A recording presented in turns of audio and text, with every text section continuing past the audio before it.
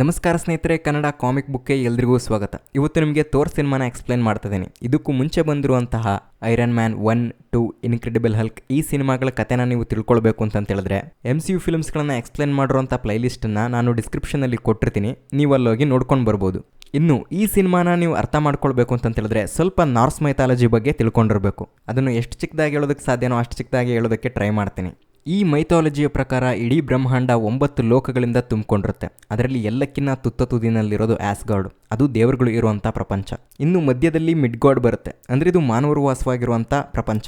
ಇನ್ನು ಆ ಕಡೆ ಈ ಕಡೆ ರೆಂಬೆ ಕೊಂಬೆಗಳು, ಬೇರ್ಗಳ ಥರ ಬೇರೆ ಬೇರೆ ಪ್ರಪಂಚಗಳು ಬರ್ತಾ ಹೋಗ್ತವೆ. ಅದರಲ್ಲಿ ಜೋತನ್ಹೈಮ್ ಒಂದು, ಇದು ಮಂಜುಗಡ್ಡೆಯಿಂದ ತುಂಬಿರುವಂಥ, ಅದೇ ರೀತಿ ದೊಡ್ಡ ದೊಡ್ಡ ರಾಕ್ಷಸರೆಲ್ಲ ಸೇರ್ಕೊಂಡಿರುವಂಥ ಒಂದು ಪ್ರಪಂಚ. ಅದಾದಮೇಲೆ ನೆಡ್ವಿಲ್ಲಾರ್ ಅಂತ ಬರುತ್ತೆ, ಇದೊಂದು ಕುಲುಮೆಯ ಪ್ರಪಂಚ. ಇಲ್ಲಿ ಕುಬ್ಜರು ವಾಸವಾಗಿರ್ತಾರೆ. ಅದು ಬಿಟ್ಟರೆ ಮುಸ್ಫಿಲ್ಹೈಮ್ ಬರುತ್ತೆ, ಇದು ಬೆಂಕಿಯ ಪ್ರಪಂಚ. ಇಲ್ಲಿ ಸರ್ಟರು ರೂಲ್ ಮಾಡ್ತಾ ಇರ್ತಾನೆ. ಇನ್ನು ಹೆಲ್ಹೈಮು, ಇಲ್ಲಿ ಸತ್ತವರೆಲ್ಲ ಇರ್ತಾರೆ. ಈ ಪ್ರದೇಶನ ಹೆಲಾ ರೂಲ್ ಮಾಡ್ತಾ ಇರ್ತಾಳೆ, ಅಂದರೆ ಅದೇ ಥೋರ್ ಮತ್ತು ಲೋಕಿಯ ಅಕ್ಕ. ಇನ್ನು ಅದು ಬಿಟ್ಟರೆ ವನಾಹೈಮು, ಆಲ್ಫ್ಹೈಮು, ನಿಲ್ಫ್ಹೈಮು, ಈ ಥರ ಟೋಟಲ್ ಆಗಿ 9 ಪ್ರಪಂಚಗಳಿರ್ತವೆ. ಇದೆಲ್ಲದನ್ನು ಕೂಡ ಆಲ್ ಫಾದರ್ ಆಗಿರುವಂಥ ಒಡಿನ್ ಆಳ್ವಿಕೆ ಮಾಡ್ತಾ ಇರ್ತಾನೆ ಮತ್ತು ರಕ್ಷಣೆ ಮಾಡ್ತಾ ಇರ್ತಾನೆ. ಅವನು ಎಲ್ಲ ದೇವರುಗಳ ತಂದೆ. ಇದಿಷ್ಟು ನಾರ್ಸ್ ಮೈಥಾಲಜಿಯ ಬೇಸಿಕ್ ಕಾನ್ಸೆಪ್ಟು. ಇದಾದಮೇಲೆ ಕತೆ ಶುರುವಾಗ್ತಾ ಹೋಗುತ್ತೆ. ಇಲ್ಲಿ ಏನಾಗಿರುತ್ತಪ್ಪ ಅಂತಂತೇಳಿದ್ರೆ, ಜೋತನ್ಹೈಮ್ನಲ್ಲಿರುವಂಥ ರಾಕ್ಷಸರಿಗೆಲ್ಲ ಲೂಫಿ ಅನ್ನೋ ಒಬ್ಬ ರಾಜ ಇರ್ತಾನೆ. ಅವನ ಹತ್ರ ಒಂದು ಆರ್ಟಿಫ್ಯಾಕ್ಟ್ ಇರುತ್ತೆ, ಅದೇ the casket of ancient winter ಅಂತೇಳಿ. ಆದರೆ ಸಿಂಪಲ್ ಆಗಿ ಇವರದನ್ನ ಸ್ಯಾಸ್ಕೆಟ್ ಅಂತೇಳಿ ಕರಿತಾ ಇರ್ತಾರೆ. ಇದರಲ್ಲಿರೋ ಶಕ್ತಿ ಎಂತದಪ್ಪ ಅಂತಂತೇಳಿದ್ರೆ, ಯಾವುದೇ ಒಂದು ವಾತಾವರಣ ಬೇಕಾದ್ರೂ ಮಂಜುಗಡ್ಡೆ ಮಾಡಿ ಐಸ್ ಏಜ್ಗೆ ತಳ್ತಾ ಇರುತ್ತೆ. ಅಂದರೆ ಇಡೀ ಪ್ರಪಂಚ ತುಂಬ ಫುಲ್ ಐಸು ಕತ್ಲೆ ಇದರಿಂದನೇ ತುಂಬ್ಕೊಂಡ್ಬಿಡುತ್ತೆ. ಆ್ಯಂಡ್ ಈ ವಾತಾವರಣ ಜೋತನ್ಹೈಮ್ನಲ್ಲಿರುವಂಥ ರಾಕ್ಷಸರಿಗೆ ಇರೋದಕ್ಕೆಲ್ಲ ಅನುಕೂಲವಾಗಿರುವಂಥ ವಾತಾವರಣ. ಅದಕ್ಕೆ ಅವ್ರು ಏನು ಮಾಡ್ತಾರೆ, ದುರಾಸೆ ಪಟ್ಬಿಟ್ಟು ಭೂಮಿ ಮೇಲೆ ಅಟ್ಯಾಕ್ ಮಾಡಿ ಅದನ್ನು ಐಸೇಜಿಗೆ ತಳ್ಳಬೇಕು ಅಂತೇಳ್ಬಿಟ್ಟು ನೋಡ್ತಾರೆ. ಆದರೆ ಪಾಪ ಅಮಾಯಕ ಜನಗಳಿಗೆ ಇದನ್ನು ಫೇಸ್ ಮಾಡೋದಕ್ಕೆ ಆಗ್ತಾ ಇರೋದಿಲ್ಲ. ಹಂಗಾಗಿ ಅಲ್ಲಿಗೆ ಒಡಿನ್ ಬಂದ್ಬಿಟ್ಟು ಲೂಫಿ ಜೊತೆ ಯುದ್ಧ ಮಾಡಿ ಅವನನ್ನ ಸೋಲ್ಸಾಕಿ, ತಂಬೈಲಿ ಈ ಸ್ಯಾಸ್ಕೆಟನ್ನು ನಿನ್ನ ಹತ್ರ ಇದ್ಬಿಟ್ರೆ ಕಿತಾಪತಿ ಮಾಡ್ತೀಯ ಅಂತೇಳಿ ಎತ್ಕೊಂಡೋಗಿ ಭದ್ರವಾಗಿ ಆಸ್ಗಾರ್ಡ್ನಲ್ಲಿ ಇಟ್ಟಿರ್ತಾನೆ. ಆ್ಯಂಡ್ ಈ ಕಥೆನ ಅವನ ಮಕ್ಕಳಾಗಿರುವಂಥ ಥೋರ್ ಮತ್ತು ಲೋಕಿ ಇಬ್ರಿಗೂ ಹೇಳ್ತಾ ಇರ್ತಾನೆ. ಈ ರೀತಿ ನಾವು ಎಲ್ಲ ಪ್ರಪಂಚನೂ ಕೂಡ ಕಾಪಾಡಬೇಕು, ದೇವ್ರುಗಳಾಗಿ ನಮ್ಮ ಕರ್ತವ್ಯ ಅದು.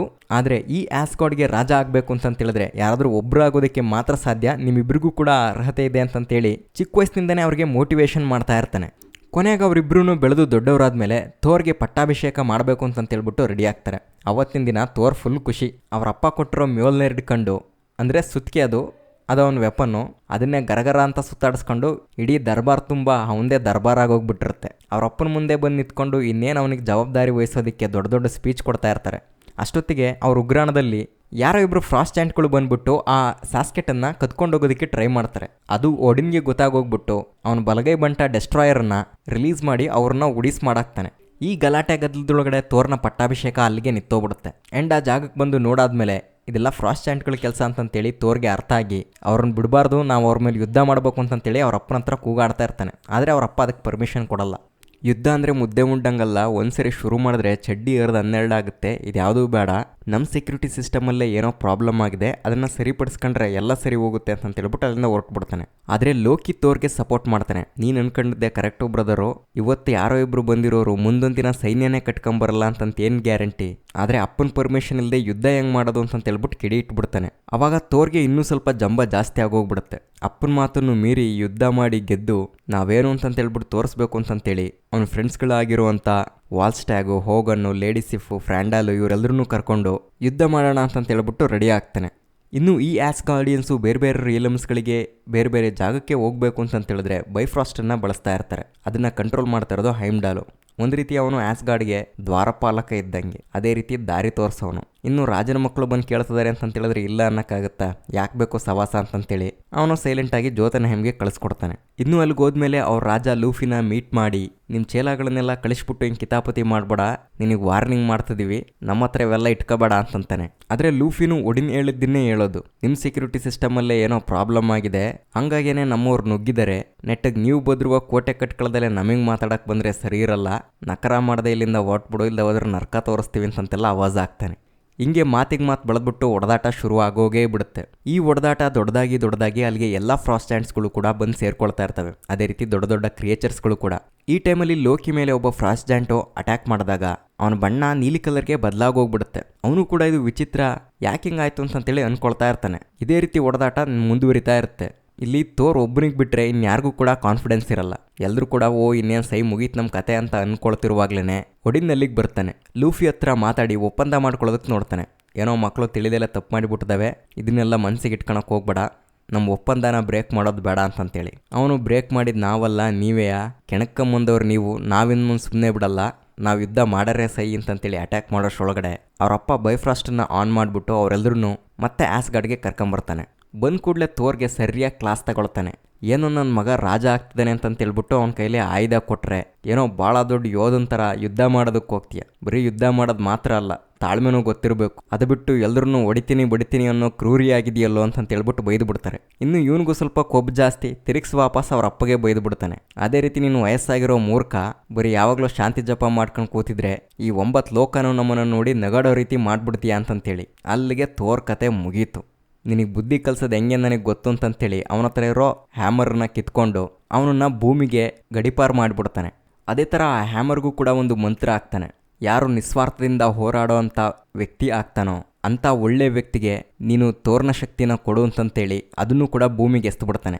ಇನ್ನು ಭೂಮಿ ಮೇಲೆ ಇದೇ ಬೈಫ್ರಾಸ್ಟಿಂದ ಆಗಿರುವಂಥ ಅಟ್ಮಾಸ್ಫಿಯರ್ ಚೇಂಜಸ್ಗಳ ಬಗ್ಗೆ ಜೇನ್ ಫಾಸ್ಟರ್ ಸ್ಟಡಿ ಮಾಡ್ತಾ ಇರ್ತಾಳೆ. ಆದರೆ ಅದು ಬೈಫ್ರಾಸ್ಟ್ ಅಂತೇಳಿ ಅವಳಿಗೆ ಗೊತ್ತಿರೋದಿಲ್ಲ. ಆದರೆ ಈ ಬೈಫ್ರಾಸ್ಟು ಪ್ರೊಡ್ಯೂಸ್ ಮಾಡುವಂಥ ಬೆಳಕಿನ ಜೊತೆ ಬಿರುಗಾಳಿನೂ ಬರ್ತಾ ಇರುತ್ತೆ. ಅದೇ ಅವಳಿಗೆ ವಿಚಿತ್ರ ಅಂತ ಅನ್ನಿಸ್ತಾ ಇರುತ್ತೆ. ಇದುವರೆಗೂ ಭೂಮಿ ಮೇಲೆ ಆ ಥರ 17 ಬಾರಿ ನಡೆದಿದೆ. ಅದಕ್ಕೋಸ್ಕರನೇ ಅದರಿಂದ ಬಿದ್ದುಬಿಟ್ಟು ರಿಸರ್ಚ್ ಮಾಡ್ತಾ ಇರ್ತಾಳೆ. ಅದೇ ರೀತಿ ಅವಳ ಜೊತೆ ಡಾರ್ಸಿಂತ್ ಅಂತೇಳಿ ಒಬ್ಳು ಅಸಿಸ್ಟೆಂಟನ್ನು ಕೂಡ ಇಟ್ಕೊಂಡಿರ್ತಾಳೆ. ಜೊತೆಗೆ ಅವಳಿಗೆ ಗೈಡ್ ಮಾಡೋದಕ್ಕೆ ಶೀಲ್ಡ್ ಫಾರ್ಮಾ ಸೈಂಟಿಸ್ಟ್ ಆಗಿರೋಂಥ ಎರಿಕ್ ಸೆಲ್ವಿಕ್ ಕೂಡ ಇರ್ತಾನೆ. ಆದರೆ ಅವನಿಗಿದು ವಿಚಿತ್ರ ಅಂತ ಅನ್ನಿಸ್ತಾ ಇರುತ್ತೆ. ಅವಳು ಆಸ್ಟ್ರೋಫಿಸಿಸ್ಟ್ ಆಗಿ ಬಿರುಗಾಳಿ ಬಗ್ಗೆ ಯಾಕೆ ಇವಳು ಇಷ್ಟೊಂದು ತಲೆ ಕೆಡಿಸ್ಕೊಳ್ತಾ ಇದ್ದಾಳೆ ಅಂತಂತೇಳಿ. ಹಂಗಾಗಿ ಅವನಿಗೆ ಇದ್ರ ಮೇಲೆ ಅಂಥ ದೊಡ್ಡದಾಗಿ ಇಂಟ್ರೆಸ್ಟ್ ಏನಿರಲ್ಲ. ಅದೇ ಟೈಮಲ್ಲಿ ಅವ್ರ ಕಣ್ಣಿಗೆ ಒಂದು ಬೆಳಕು ಕಾಣಿಸುತ್ತೆ. ಆ ಬೆಳಕು ಕಡೆ ಗಾಡಿ ಓಡಿಸ್ಕೊಂಡು ಹೋಗ್ತಿರುವಾಗ್ಲೇ ಬಿರುಗಾಳಿನೂ ಶುರುವಾಗುತ್ತೆ. ಅದ್ರ ಹತ್ರ ಹೋಗ್ತಿದ್ದಂಗೆ ಥೋರ್ ಅವ್ರ ಗಾಡಿಗೆ ಡಿಕ್ಕಿ ಹೊಡೆದು ಬಿದ್ದುಬಿಡ್ತಾನೆ. ಇವರು ಪಾಪ ಏನಾಯ್ತೋ ಏನೋ ಅಂತಂತೇಳಿ ಅವನು ಕರ್ಕೊಂಡೋಗಿ ಆಸ್ಪತ್ರೆಗೆ ಸೇರಿಸಿ ಅವ್ರ ಪಾಡಿಗೆ ಅವರು ಕೆಲಸ ಮುಂದುವರಿಸೋದಕ್ಕೆ ನೋಡ್ತಾರೆ. ಆದರೆ ನೆಕ್ಸ್ಟ್ ಡೇ ಮಾರ್ನಿಂಗು ಆ ಬಿರುಗಾಳಿ ತೆಗೆದಿರುವಂಥ ಫೋಟೋಸ್ಗಳನ್ನು ಅನಾಲಿಸಿಸ್ ಮಾಡ್ತಿರುವಾಗ ಅದರೊಳಗಡೆ ಯಾವುದೊಬ್ಬ ಮನುಷ್ಯ ಕೂಡ ತೇಲ್ಕೊಂಬಂದಿರೋದು ಗೊತ್ತಾಗುತ್ತೆ. ಅವಾಗ ನಾವು ಡಿಕ್ಕಿ ಹೊಡೆದಿದ್ದ ಮನುಷ್ಯನೇ ಅವನು ಅಂತಂತೇಳ್ಬಿಟ್ಟು ಆಸ್ಪತ್ರೆಗೆ ಬಂದು ನೋಡಿದ್ರೆ ಅವನು ಅಲ್ಲಿಂದ ತಪ್ಪಿಸ್ಕೊಂಡು ಆಚೆ ಬಂದಿರ್ತಾನೆ. ಕೊನೆಗೂ ಇವ್ರ ಕೈಗೆ ಸಿಗ್ತಾನೆ. ಇವನಿಗೆ ಭೂಮಿಗೆ ಬಂದಿರೋದು ಮೊದಲನೇ ಅನುಭವ. ಹಂಗಾಗಿ ಇಲ್ಲಿನ ಜನಗಳ ಹತ್ರ ಹೆಂಗೆ ಮಾತಾಡಬೇಕು ಅಂತಂತೇಳಿ ಗೊತ್ತಾಗ್ತಾ ಇರೋದಿಲ್ಲ. ನನ್ನ ಸುತ್ತಿಗೆಯಲ್ಲಿ ನನ್ನ ಸುತ್ತಿಗೆ ಹುಡುಕ್ಬೇಕು, ಮತ್ತೆ ಆಸ್ಗಾರ್ಡ್ಗೆ ಹೋಗಬೇಕು, ರಾಜ ಆಗಬೇಕು ಅಂತಂತೆಲ್ಲ ಮಾತಾಡ್ತಿರೋದು ನೋಡಿ ಇವನಿಗೆಲ್ಲ ತಲೆ ಕೆಟ್ಟಿತ್ತು ಅಂತಂತೇಳಿ ಎರಿಕ್ ಅನ್ಕೊಳ್ತಾ ಇರ್ತಾನೆ. ಬಟ್ ಜೇನ್ಗೆ ಇವನು ಆ ಸ್ಟೋಮ್ ಒಳಗಡೆ ಹೆಂಗೆ ಬಂದ, ಏನು ಕತೆ ಅದನ್ನೆಲ್ಲ ವಿಚಾರಿಸ್ಬೇಕು ಅಂತನೋ ಕುತೂಹಲ. ಅದೇ ಟೈಮ್ಗೆ ರೆಸ್ಟೋರೆಂಟಿಗೆ ಬಂದಂಥ ಇಬ್ಬರು ಜನರು ಮಾತಾಡ್ಕೊಳ್ತಾ ಇರ್ತಾರೆ. ಇಲ್ಲೇ ದೂರದಲ್ಲಿ ಒಂದು ಸ್ಯಾಟಲೈಟು ಕ್ರಾಶ್ ಲ್ಯಾಂಡ್ ಆಗಿದೆ, ಅಲ್ಲಿ ಒಂದು ಸುತ್ತಿಗೆ ಥರದ್ದಿದೆ, ಅದನ್ನು ಯಾರೂ ಎತ್ತಕ್ಕಾಗ್ತಿಲ್ಲ, ತುಂಬ ವೆಯ್ಟ್ ಇದೆ ಅಂತಂತೇಳಿ. ಅದನ್ನು ಕೇಳಿ ಥೋರ್ಗೆ ಗೊತ್ತಾಗೋಗ್ಬಿಡುತ್ತೆ, ಅದು ನಮ್ಮ ಸುತ್ತಿಗೆನೇ ಅಂತಂತೇಳಿ. ಸರಿ ಅಲ್ಲಿಗೆ ಹೋಗೋಣ ಅಂತಂತೇಳಿ ಎದ್ದೋಗ್ತಿರುವಾಗ ಜೇನ್ ಕೂಡ ಅವಳು ಹಿಂದೆನೇ ಹೋಗಬೇಕು ಅಂತ ಅಂದ್ಕೊಳ್ತಾಳೆ. ಬಟ್ ಎರಿಕ್ಕು ಬೇಡ ಸುಮ್ಮನಿರು, ಅವನು ಹುಚ್ಚ, ಅವ್ನು ಸವಾಸ ಮಾಡಬೇಡ ಅಂತಂತೇಳಿ ಕರ್ಕೊಂಬರ್ತಾನೆ.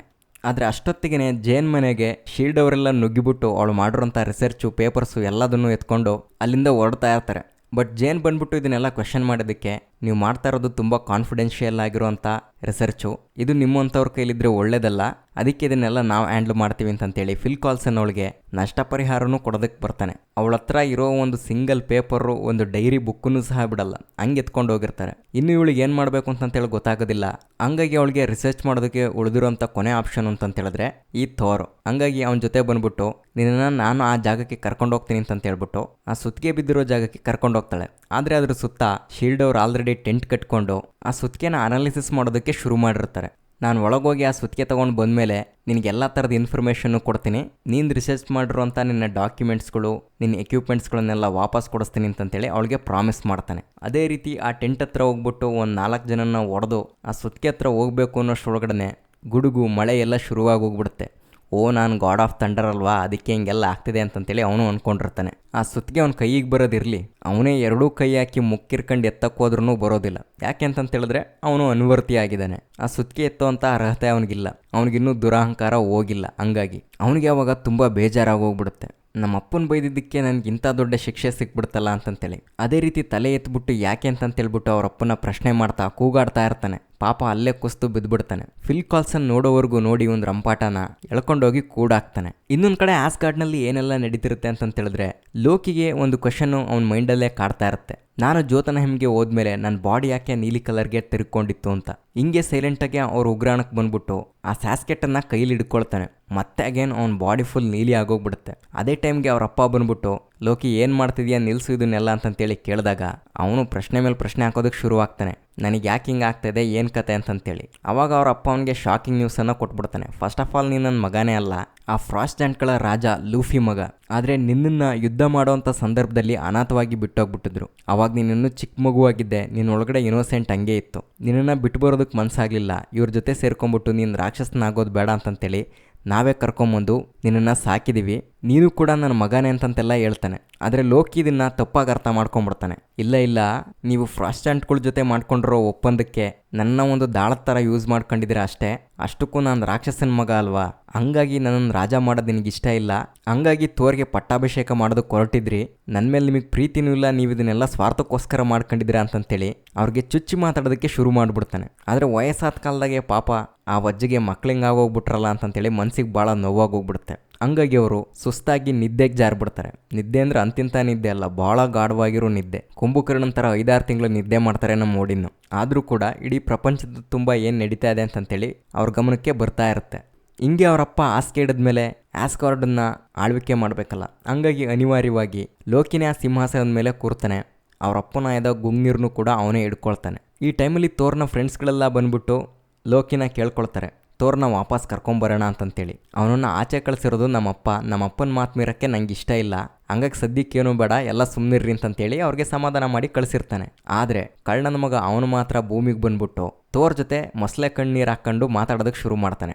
ಅಪ್ಪ ಸತ್ತೇ ಹೋಗ್ಬಿಟ್ರು, ನಮ್ಮನು ನೀನು ಆಸ್ಗಾರ್ಡಿಗೆ ಬರೋದು ಬೇಡ ಅಂತಂತ ಹೇಳ್ತಿದ್ದಾರೆ, ಸಾರಿ ಅಣ್ಣ, ನನ್ನ ಕೈಲಿ ಏನೂ ಮಾಡೋದಕ್ಕೆ ಈಗ ಆಗ್ತಾ ಇಲ್ಲ ಅಂತಂತೆಲ್ಲ ಅವನ ಮುಂದೆ ಗೋಳಾಡ್ಬಿಡ್ತಾನೆ. ಇದನ್ನೆಲ್ಲ ಕೇಳಿ ತೋರ್ ಇನ್ನೂ ಕಂಗಾಲಾಗೋಗ್ಬಿಡ್ತಾನೆ. ಸರಿ ಆಯಿತು ಬಿಡು, ಏನೋ ನನ್ನ ನೆನೆಯಲ್ಲಿ ಬರ್ದಂಗೆ ಆಗ್ಬಿಡುತ್ತೆ, ನನಗೆ ಬಂದಿರೋ ಕಷ್ಟ ನಾನು ಅನುಭವಿಸ್ತೀನಿ, ಆದರೆ ಅಮ್ಮನ್ನ ಚೆನ್ನಾಗಿ ನೋಡ್ಕೊ, ಆಸ್ಗಾರ್ಡನ್ನು ಅದೇ ರೀತಿ ಚೆನ್ನಾಗಿ ನೋಡ್ಕೊ ಅಂತಂತೇಳಿ ಅವನನ್ನು ಕಳಿಸ್ಬಿಡ್ತಾನೆ. ಇಷ್ಟೊತ್ತಿಗೆ ತೋರ್ನ ಅಹಂಕಾರ ಎಲ್ಲ ಇಳಿದು ಅವನು ಒಬ್ಬ ಒಳ್ಳೆ ಮನುಷ್ಯ ಆಗಿರ್ತಾನೆ. ಆದರೆ ಲೋಕಿ ಇವನು ವಾಪಸ್ ಹೋಗುವಾಗ ಆ್ಯಮರ್ನ ಎತ್ಕೊಂಡು ಹೋಗ್ಬೇಕು ಅಂತಂತೇಳಿ ನೋಡ್ತಾನೆ. ಆದರೆ ಅದು ಇವನು ಮಾತನ್ನು ಕೇಳುತ್ತಾ, ಒಂದು ಚಿಕ್ಕ ದುರಹಂಕಾರ ಇಟ್ಕೊಂಡ್ರು ಅಂತ ತೋರ್ಗೇನೆ ಅದು ಬಗ್ಗಿಲ್ಲ.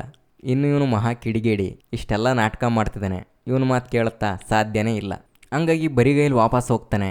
ಇನ್ನೊಂದು ಥರದ ಕೆಟ್ಟ ನಿರ್ಧಾರ ತಗೊಳ್ತಾನೆ. ಅದು ಏನಪ್ಪ ಅಂತಂತೇಳಿದ್ರೆ ಮತ್ತೆ ಅವನು ಜೋತನ್ಹೆಮ್ಗೆ ಹೋಗಿ ಲೂಫಿ ಹತ್ರ ಹೊಸ್ದಾಗಿ ಇನ್ನೊಂದು ಒಪ್ಪಂದ ಮಾಡ್ಕೊಳ್ತಾನೆ. ಏನಪ್ಪ ಅಂತಂತೇಳಿದ್ರೆ, ನಿಮಗೆ ನಿಮ್ಮ ಸ್ಯಾಸ್ಕೆಟನ್ನು ವಾಪಸ್ ಕೊಡ್ತೀನಿ, ಆದರೆ ನೀವು ಸೈಲೆಂಟಾಗಿ ನಮ್ಮ ರಾಜ್ಯದೊಳಗಡೆ ಬಂದು ನಮ್ಮ ಅಪ್ಪನ್ನ ಸಾಯಿಸ್ಬಿಡ್ರಿ, ಅವಾಗ ನನಗೆ ಸಿಂಹಾಸನ ಸಿಕ್ದಂಗೆ ಆಗುತ್ತೆ, ನಿಮಗೆ ನಿನ್ನ ಸ್ಯಾಸ್ಕೆಟು ವಾಪಸ್ ಸಿಕ್ದಂಗೆ ಆಗುತ್ತೆ, ಇದೇ ಡೀಲು ಅಂತಂತೇಳಿ. ಇದಕ್ಕೆ ಅವನು ಕೂಡ ಒಪ್ಕೊಳ್ತಾನೆ. ಇನ್ನೊಂದು ಕಡೆ ಜೇನ್ ಫಾಸ್ಟರು ಎರಿಕ್ ಸೆಲ್ವಿಗೆ ಸಹಾಯ ತಗೊಂಡು ತೋರ್ನ ಬಿಡಿಸೋದಕ್ಕೆ ಟ್ರೈ ಮಾಡ್ತಾಳೆ. ಅವನ ಮಾಜಿ ಲವರು ಡೊನಾಲ್ಡ್ ಬ್ಲೇಕ್ನ ಐಡಿಗೆ ತೋರ್ ಫೋಟೋ ಅಂಟಿಸ್ಬಿಟ್ಟು ಇವನು ಡಾಕ್ಟ್ರು, ಅವನ ಡಾಕ್ಟರ್ ಉದ್ಯೋಗ ಬಿಟ್ಬಿಟ್ಟು ಈಗ ಜೇನ್ ಜೊತೆ ಆಸ್ಟ್ರೋಫಿಸಿಸ್ಟ್ ಆಗಿ ಕೆಲಸ ಮಾಡ್ತಿದ್ದ. ಅವ್ನು ಮಾಡಿರೋ ರಿಸರ್ಚನ್ನೆಲ್ಲ ನೀವು ಕತ್ಕೊಂಬಂದಿರೋದಕ್ಕೆ ಸಿಟ್ಟತ್ತಿ ನಿಮ್ಮ ಮೇಲೆ ಹಿಂಗೆ ಅಟ್ಯಾಕ್ ಮಾಡಿದ್ದಾನೆ, ದಯವಿಟ್ಟು ಅವನನ್ನು ಬಿಟ್ಟು ಕಳಿಸಿ ಅಂತಂತೇಳಿ ಫಿಲ್ ಕಾಲ್ಸನ್ ಜೊತೆ ಡೀಲ್ ಮಾಡಿಕೊಂಡು ಅವನನ್ನು ಹೇಗೋ ಮಾಡಿ ಕರ್ಕೊಂಬರ್ತಾನೆ. ಬಟ್ ತೋರ್ ವಾಪಸ್ ಬರುವಾಗ ಜೇನ್ ಫಾಸ್ಟರ್ ಡೈರಿನೂ ಕೂಡ ಎತ್ಕೊಂಬಂದ್ಬಿಡ್ತಾನೆ. ಅವನಿಗೆ ಅವ್ನು ಸುತ್ತೇನಾದರೂ ಸಿಕ್ಕಲಿಲ್ಲ, ಆದರೆ ಜೇನ್ಗೆ ಮಾಡಿರೋ ಪ್ರಾಮಿಸ್ ಪ್ರಕಾರ ಅವಳು ರಿಸರ್ಚ್ ಮಾಡಿರೋಂಥ ಡಾಕ್ಯುಮೆಂಟ್ಸ್ ಆದರೂ ಅವ್ರಿಗೆ ಸಿಕ್ಕಲಿ ಅಂತಂತೇಳಿ ಇನ್ನು ಮನೆಗೆ ತಂದು ಕೊಟ್ಟ ಮೇಲೆ ಅವಳಿಗೆ ಪ್ರಾಮಿಸ್ ಮಾಡಿದ ರೀತಿಯೇ ಅವಳಿಗೆ ಎಲ್ಲ ರೀತಿಯೂ ಎಕ್ಸ್ಪ್ಲೈನ್ ಮಾಡ್ತಾನೆ. ಅವನು ಎಲ್ಲಿಂದ ಬಂದ, ಏನು ಕತೆ, ಈ ಕಾಸ್ಮೋಸ್ಗಳ ಬಗ್ಗೆ, ಅದರಲ್ಲಿರುವಂಥ 9 ರಿಯಲಮ್ಗಳ ಬಗ್ಗೆ ಅದೆಲ್ಲದನ್ನು ಕೂಡ ಫುಲ್ ಡೀಟೇಲ್ಸನ್ನು ಕೊಟ್ಬಿಡ್ತಾನೆ. ಇನ್ನು ಇದೇ ರೀತಿ ಪ್ಯಾರಲಲ್ ಆಗಿ ತೋರ್ನ ಫ್ರೆಂಡ್ಸ್ಗಳೆಲ್ಲ ಲೋಕಿ ಮಾತನ್ನು ಬ್ರೇಕ್ ಮಾಡಿ ಅವರು ಕೂಡ ಭೂಮಿಗೆ ಬರಬೇಕು ಅಂತಂತೇಳಿ ಬಂದ್ಬಿಟ್ಟು ಐಮ್ಡಾಲ್ಗೆ ಕೇಳ್ಕೊಳ್ತಾರೆ. ಆದರೆ ಏನು ಮಾಡೋದು, ಅವನು ರಾಜನ ಆಜ್ಞೆನ ಮೀರೋ ಹಾಗಿಲ್ವಲ್ಲ, ಇದಕ್ಕೂ ಮುಂಚೆ ಒಡಿನ ಆಜ್ಞೆನೂ ಮೀರಿದಾನೆ. ಹಂಗಾಗಿ ಈಗ ಲೋಕಿ ಆಜ್ಞೆನೂ ಮೀರ್ಬಿಟ್ಟು ಅವ್ರನ್ನೆಲ್ಲ ಅವನು ಭೂಮಿಗೆ ಕಳಿಸ್ಕೊಟ್ಬಿಡ್ತಾನೆ. ಇನ್ನು ಇವ್ರುಗಳೆಲ್ಲ ಬಂದ್ಬಿಟ್ಟು ತೋರ್ನ ಮೀಟ್ ಆಗ್ತಾರೆ, ಇರೋ ವಿಚಾರ ಎಲ್ಲ ತಿಳಿಸ್ತಾರೆ. ನೀನು ತಿಳ್ಕೊಂಡಿರೋದೆಲ್ಲ ತಪ್ಪು, ನಿಮ್ಮಪ್ಪ ಇನ್ನೂ ಸತ್ತಿಲ್ಲ, ಬದುಕಿದ್ದಾರೆ, ಲೋಕಿ ಹಿಂಗೆ ಯಾಕೆ ಸುಳ್ಳು ಹೇಳ್ದ ಅಂತಂತೇಳಿ. ಇನ್ನು ಇವರೆಲ್ಲ ಭೂಮಿಗೆ ಬಂದಿರೋ ವಿಚಾರ ಲೋಕಿಗೆ ಗೊತ್ತಾಗ್ಬಿಟ್ಟು ಐಮ್ಡಾಲ್ ಜೊತೆ ಜಗಳ ಮಾಡ್ಬಿಡ್ತಾನೆ. ಅವನನ್ನ ಕೆಲಸದಿಂದ ತೆಗೆದಾಕ್ತೀನಿ ಅಂತಂತೇಳಿ ಹೇಳ್ತಿದ್ದಂಗೆ ಐಮ್ಡಾಲ್ ಅವನ ಮೇಲೆ ಅಟ್ಯಾಕ್ ಮಾಡೋದಕ್ಕೆ ಬಂದರೆ ಇವನು ಅವನ ಹತ್ರದ್ದು ಸ್ಯಾಸ್ಕೆಟನ್ನೇ ಯೂಸ್ ಮಾಡಿಬಿಟ್ಟು ಅವನನ್ನು ಫ್ರೀಸ್ ಮಾಡಾಕ್ಬಿಡ್ತಾನೆ. ಕೂಡಲೇ ಡೆಸ್ಟ್ರಾಯರ್ನ ರಿಲೀಸ್ ಮಾಡಿ ಹೋಗಿ ತೋರ್ನ ಹೊಡೆದಾಕು ಅಂತ ಹೇಳ್ಬಿಟ್ಟು ಕಳಿಸ್ತಾನೆ. ಬಟ್ ತೋರ್ಗೆ ಈಗ ಯಾವುದೇ ಥರ ಪವರ್ಸ್ ಇರಲ್ಲ, ಹಂಗಾಗಿ ಡೆಸ್ಟ್ರಾಯರ್ ಅವನನ್ನ ನಾಕ್ಔಟ್ ಮಾಡಾಕ್ಬಿಡುತ್ತೆ. ಆದರೆ ಥೋರೀಗ ಜೇನ್ ಫಾಸ್ಟರ್, ಎರಿಕ್ ಸೆಲ್ವಿಗ್, ಡಾರ್ಸಿ ಜೊತೆಗೆ ಅವನ ಫ್ರೆಂಡ್ಸ್ಗಳು ಇವರೆಲ್ಲರಿಗೂ ಕೂಡ ಪ್ರಾಣ ಕೊಡೋದಕ್ಕೆ ಬೇಕಾದರೂ ತಯಾರಿರ್ತಾನೆ. ಇಂಥ ಒಬ್ಬ ಒಳ್ಳೆ ಮನುಷ್ಯ ಇನ್ನೆಲ್ಲಿ ಸಿಕ್ಕೋದಕ್ಕೆ ಸಾಧ್ಯ ಅಂತಂತೇಳಿ ಮತ್ತೆ ಆ ಮ್ಯೋಲ್ನಿರ್ ಅವನನ್ನೇ ಚೂಸ್ ಮಾಡುತ್ತೆ. ಥೋರ್ ಹೋಗಿ ಆ ಸುತ್ತಿಗೆ ಎತ್ಕೊಳ್ಳೋದಿರಲಿ, ಆ ಸುಕ್ಕೆ ಅವನನ್ನ ಹುಡ್ಕೊಂಡು ಬಂದ್ಬಿಡುತ್ತೆ. ಅವಾಗ ಥೋರ್ಗೆ ಅವನ ಪವರ್ಸ್ಗಳೆಲ್ಲ ವಾಪಸ್ ಬಂದ್ಬಿಡ್ತವೆ. ಡೆಸ್ಟ್ರಾಯರ್ಗೆ ಒಂದೇ ಒದೆ ಅದನ್ನ ಉಡೀಸ್ ಮಾಡಿ ನೆಲಕ್ಕೆ ಬೀಳಿಸ್ಬಿಡ್ತಾನೆ. ಇನ್ನು ಈ ಜಾಗದಲ್ಲಿ ಇಷ್ಟೆಲ್ಲ ರಾಧಾಂತ ಆಗ್ತಿರುವಾಗ ಫಿಲ್ ಕಾಲ್ಸನ್ ಕೂಡ ಆ ಜಾಗಕ್ಕೆ ಬರ್ತಾನೆ. ಅವಾಗ ಅವನಿಗೂ ಕೂಡ ಗೊತ್ತಾಗುತ್ತೆ ಈ ಮೈಥಾಲಜಿಸ್ಗಳೆಲ್ಲ ಮಿತ್ತಲ್ಲ, ಇವನು ನಿಜವಾಗಿರೋ ಥೋರ್ ಅಂತಾನೆ. ಹಂಗಾಗಿ ಅವನು ಫಿಲ್ ಕಾಲ್ಸನ್ ಜೊತೆನೂ ಕೂಡ ಒಂದು ಒಪ್ಪಂದ ಮಾಡ್ಕೊಳ್ತಾನೆ.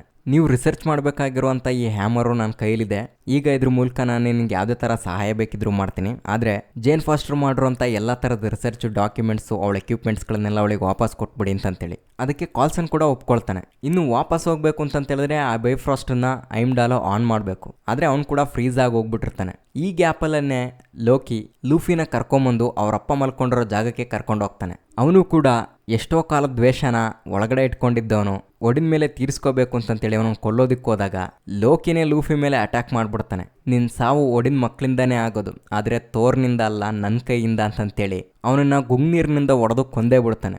ಲಿಟ್ರಲಿ ಸೊಳ್ಳೆ ಹೊಡೆದಂಗೆ ಆಗುತ್ತೆ, ಪಟ್ ಪಟ್ ಅಂತೇಳಿ. ಇನ್ನು ಇಷ್ಟೊತ್ತಿಗೆ ಐಮ್ಡಾಲ್ ಕೂಡ ಆ ಫ್ರೀಸ್ ಆಗಿರೋಂಥ ಐಸ್ನಿಂದ ಆಚೆ ಬಂದ್ಬಿಟ್ಟು ಬೈಫ್ರಾಸ್ಟನ್ನ ಆನ್ ಮಾಡ್ತಾನೆ. ಅವನು ವಾಪಸ್ ಆಸ್ಕಾಡಿಗೆ ಬಂದಮೇಲೆ ಲೋಕಿಗೆ ಕ್ಲಾಸ್ ತಗೊಳ್ಳೋಕ್ಕೆ ಶುರು ಮಾಡ್ತಾನೆ. ಕಳ್ಳನ ಮಗನೇ, ನನ್ನ ಹತ್ರನೇ ಸುಳ್ಳು ಹೇಳ್ತೀಯಾ, ಅಪ್ಪ ಸತ್ತಿದ್ದಾರೆ ಅಂತಂತೇಳಿ ಸಾಲದಕ್ಕೆ ಅಮ್ಮನೂ ಕೂಡ ಆಸ್ಗಾಡ್ಗೆ ಬರಬಾರ್ದು ಅಂತಂತೇಳಿದ್ದಾರೆ ಅಂತ ಹೇಳಿದ್ಯಾ, ಐತಿ ತಡಿದೀನಿ ಮಾರಿ ಹಬ್ಬ ಅಂತಂತೇಳ್ಬಿಟ್ಟು ಇಬ್ರಿಗೂ ಜಗಳ ಶುರು ಆಗೋಗ್ಬಿಡುತ್ತೆ. ಆದರೆ ಲೋಕಿ ಹತ್ರ ಗುಂಗ್ನೀರು ಇರೋದ್ರಿಂದ ಥೋರ್ನ ಆಟ ನಡೆಯಲ್ಲ. ಅವನ್ನ ಒಡೆದ ಕೆಡವಿಬಿಟ್ಟು ನೀನು ಮಾಡೋಕ್ಕಾಗ್ದಿರೋ ಕೆಲಸನ ನಾನು ಮಾಡ್ತಾ ಇದ್ದೀನಿ ನೋಡು, ಇನ್ನೂ ಏನೇನು ಮಾಡ್ತೀನಿ ಅಂತಂತೇಳಿ ಬೈಫ್ರಾಸ್ಟ್ ಗೇಟ್ ಹತ್ರ ಬಂದ್ಬಿಟ್ಟು ಆ ಬೈಫ್ರಾಸ್ಟ್ ಮೂಲಕ ಗುಂಗ್ನೀರ್ನ ಎನರ್ಜಿನ ಜೋತನ್ಹೈಮ್ಗೆ ಕಳಿಸ್ಬಿಡ್ತಾನೆ. ಅದು ಇಡೀ ಜೋತನ್ಹೈಮನ್ನೇ ಡೆಸ್ಟ್ರಾಯ್ ಮಾಡಾಕ್ತಾ ಇರುತ್ತೆ. ಅವಾಗ ಥೋರ್ ಅಲ್ಲಿಗೆ ಬಂದ್ಬಿಟ್ಟು, ಲೋ ಬ್ಯಾಡೋ ತಮ್ಮ, ನೀನು ಕಂಪ್ಲೀಟಾಗಿ ರಾಕ್ಷಸ ಸಂತತಿನೇ ನಾಶ ಮಾಡಬೇಕು ಅಂತಂತ ನೋಡ್ತಿದ್ಯಾ, ಹಂಗೆ ಮಾಡೋದು ಒಳ್ಳೇದಲ್ಲ, ಅವ್ರ ಪಾಡಿಗೆ ಅವ್ರು ಇದ್ಬಿಡ್ಲಿ, ನಮ್ಮ ಪಾಡಿಗೆ ನಾವಿರೋಣ ಸುಮ್ಮನಿರು ಅಂತಂತೇಳ್ಬಿಟ್ಟು ಅವ್ನಿಗೆ ಕನ್ವಿನ್ಸ್ ಮಾಡೋದಕ್ಕೆ ನೋಡ್ತಾನೆ. ಆದ್ರೆ ಲೋಕಿ ಅವನ ಮಾತನ್ನ ಕೇಳಲ್ಲ.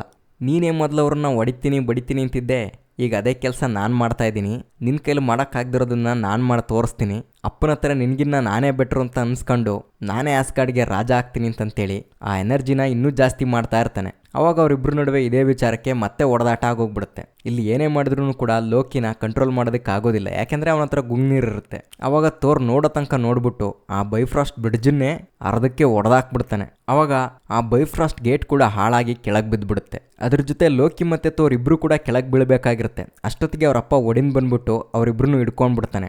ಆದರೆ ಈಗಲೂ ಕೂಡ ಒಡಿನ್ ಥೋರ್ಗೆ ಕೂಡ ಸಪೋರ್ಟ್ ಮಾಡ್ತಿರೋದು ಲೋಕಿಗೆ ಗೊತ್ತಾಗೋಗ್ಬಿಡುತ್ತೆ. ಅವಾಗ ಲೋಕಿನೇ ಅವನ ಮನಸ್ಸಿಗೆ ಭಾಳ ಬೇಜಾರು ಮಾಡ್ಕೊಂಬಿಟ್ಟು ನಿಮ್ಮ ಜೊತೆ ಇರೋದೇ ಬೇಡ ಅಂತಂತೇಳ್ಬಿಟ್ಟು ಅವರಿಂದ ಬಿಡಿಸ್ಕೊಂಡು ಆಚೆ ಹೋಗ್ಬಿಡ್ತಾನೆ. ಅಂದರೆ ಅವನೆಲ್ಲೋ ಸ್ಪೇಸಲ್ಲಿ ಕಳೆದೋಗ್ಬಿಡ್ತಾನೆ ಅಂತಂತಲ್ಲ, ಅಂದರೆ ಔಟ್ ಆಫ್ ದಿ ಆಸ್ಗಾಡ್ ರಿಲಮ್ನಿಂದ ಆಚೆ ಹೋಗ್ಬಿಡ್ತಾನೆ. ಇನ್ನೇನೆಲ್ಲ ಕತೆ ಮುಗೀತು ಅನ್ನೋಷ್ಟೊಳಗಡೆ ಥೋರ್ ಡಿಸಪಾಯಿಂಟ್ ಆಗೋಗ್ಬಿಟ್ಟಿರ್ತಾನೆ. ಯಾಕಂತ ಹೇಳಿದ್ರೆ ಒಂದು ಕಡೆ ತಮ್ಮನ್ನು ಕಳ್ಕೊಂಡು ಇನ್ನೊಂದು ಕಡೆ ಅವ್ನು ಪ್ರೀತಿ ಮಾಡ್ತಿರೋಂಥ ಜೇನ್ ಫಾಸ್ಟರ್ನು ಕಳ್ಕೊಂಡು ಸಪ್ಪಗಾಗೋಗ್ಬಿಟ್ಟಿರ್ತಾನೆ. ಇದೇ ವಿಚಾರನ ಸಿಫ್ ಫ್ರೆಗ್ಗಾ ಹತ್ರ ಕೂಡ ಮಾತಾಡ್ತಾ ಇರ್ತಾಳೆ. ಇನ್ನು ಅವರಪ್ಪ ಒಡಿನ್ ಕೂಡ ಥೋರ್ಗೆ ಸಮಾಧಾನ ಮಾಡ್ತಿರ್ತಾನೆ. ನೀನೊಬ್ಬ ಒಳ್ಳೆ ರಾಜ ಆಗ್ತೀಯ ಬಿಡು, ನೀನೆಲ್ಲದನ್ನು ಸರಿ ಮಾಡ್ತೀಯಾ ಅಂತೇಳಿ. ಆದರೆ ಅವನು ನಿಮ್ಮಷ್ಟು ಒಳ್ಳೆ ರಾಜ ಆಗೋದಕ್ಕಾಗುತ್ತೋ ಇಲ್ವೋ ಗೊತ್ತಿಲ್ಲ, ನಿಮ್ಮಿಂದ ತುಂಬ ಕಲಿಯೋದಿದೆ ಅಪ್ಪ ಅಂತಂತೆಲ್ಲ ಹೇಳ್ತಿರುವಾಗ, ಕಲಿತೀಯ ಬಿಡು, ಆಲ್ರೆಡಿ ನಿನ್ನ ಮೇಲೆ ನನಗೆ ಪ್ರೌಡ್ ಫೀಲ್ ಇದೆ, ಏನೋ ತಲೆ ಕೆಡಿಸ್ಕೋಬೇಡ ಅಂತಂತೇಳ್ಬಿಟ್ಟು ಅವನಿಗೆ ಧೈರ್ಯ ತುಂಬ್ತಾ ಇರ್ತಾನೆ. ಅದೇ ರೀತಿ ಬಂದ್ಬಿಟ್ಟು ಐಮ್ಡಾಲ್ ಹತ್ರ ಮಾತಾಡ್ತಾ ಇರ್ತಾನೆ, ನಾವು ಭೂಮಿನ ಕಳ್ಕೊಂಬಿಟ್ವಾ ಅಂತಂತೇಳಿ. ಇಲ್ಲ, ಈಗಲೂ ಕೂಡ ಅದು ನಮ್ಮ ಕಂಟ್ರೋಲ್ನಲ್ಲೇ ಇದೆ, ನಾನು ಈಗಲೂ ಅದನ್ನು ವಾಚ್ ಮಾಡ್ತಾ ಇದ್ದೀನಿ ಅಂತಂತ ಹೇಳ್ಬಿಟ್ಟು ಹೇಳಿದಾಗ, ಈಗ ಜೇನ್ ಏನು ಮಾಡ್ತಿದ್ದಾಳೆ ಹೇಳು ಅಂತಂತ ಹೇಳ್ಬಿಟ್ಟು ಕೇಳಿದ್ದಕ್ಕೆ ಅವಳು ನಿನ್ನನ್ನು ಹುಡ್ಕೋ ಪ್ರಯತ್ನನೇ ಮಾಡ್ತಾ ಇದ್ದಾಳೆ ಅಂತ ಹೇಳ್ಬಿಟ್ಟು ತಿಳಿಸ್ತಾನೆ. ಅಂದರೆ ಇಲ್ಲಿ ಜೇನ್ ಕೂಡ ರಿಸರ್ಚನ್ನು ಮಾಡ್ತಾ ಇರ್ತಾಳೆ, ಬೇರೆ ಬೇರೆ ರಿಲಮ್ಗಳಿಗೆ ಟ್ರಾವೆಲ್ ಮಾಡೋದಕ್ಕೆ ಏನಾದರೂ ದಾರಿ ಇದೆಯಾ ಅಂತಂತೇಳಿ. ಆ್ಯಂಡ್ ಈ ವಿಚಾರ ಡೈರೆಕ್ಟಾಗಿ ಥೋರ್ 2 ಅಂದರೆ ಥೋರ್ ದಿ ಡಾರ್ಕ್ ವರ್ಲ್ಡ್ ಸಿನಿಮಾಗೆ ಕನೆಕ್ಟ್ ಆಗುತ್ತೆ. ಆ ಸಿನಿಮಾದ ಕಥೆನೂ ಕೂಡ ಮುಂದೆ ಏನಾಗುತ್ತೆ ಅಂತಂತೇಳ್ಬಿಟ್ಟು ನೋಡೋಣ. ಇನ್ನು ಪೋಸ್ಟ್ ಕ್ರೆಡಿಟ್ ಸೀನ್ ವಿಚಾರಕ್ಕೆ ಬರೋದಾದ್ರೆ, ಈಗ ಮತ್ತೆ ಎರಿಕ್ ಶೀಲ್ಡ್ ಜೊತೆ ಸೇರ್ಕೊಂಡ್ಬಿಟ್ಟು ಕೆಲಸ ಮಾಡ್ತಾ ಇದ್ದಾನೆ. ನಿಕ್ ಫ್ಯೂರಿ ಅವನನ್ನ ಕರ್ಕೊಂಬಂದ್ಬಿಟ್ಟು ಅವನಿಗೆ ಟೆಸರಾಕ್ಟನ್ನ ಒಪ್ಪಿಸಿ ಇದ್ರ ಬಗ್ಗೆ ಸ್ಟಡಿ ಮಾಡು, ಇದು ನಮಗೊಂದು ಒಳ್ಳೆ ಪವರ್ ಸೋರ್ಸ್ ಆಗ್ಬೋದು ಅಂತಂತೆಲ್ಲ ಹೇಳಿದಾಗ, ಖಂಡಿತ ಮಾಡೋಣ, ಇದು ನಮಗೆ ತುಂಬ ಉಪಯೋಗ ಆಗ್ಬೋದು ಅಂತಂತೆಲ್ಲ ಹೇಳ್ತಾ ಇರ್ತಾನೆ.